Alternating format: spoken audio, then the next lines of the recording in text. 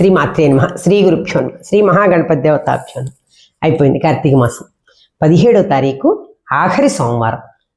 ఈ సోమవారం నాడు మనం ఒక్కళ్ళము ఇంతకాలం చక్కగా పూజలు అవి అన్నీ చేసుకున్నామండి.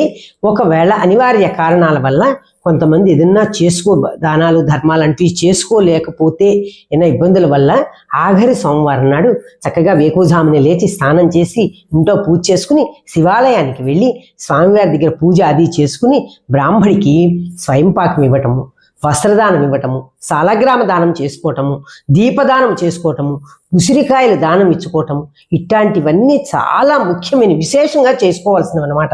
ఎందుకు అంటే ఈ కార్తీక మాసం విశేషం అట్లాంటిది కాబట్టి మళ్ళీ ఈ కార్తీక మాసంలో చేస్తేనే మనకి ఎక్కువ ఫలితం వస్తుంది అని మన పురాణాలు చెబుతున్నాయి. కాబట్టి ప్రతి ఒక్కళ్ళు కూడా చక్కగా శివాలయానికి వెళ్ళి చక్కగా పూజ చేసుకుని ఈ స్వామివారికి కృపకి పాత్రులు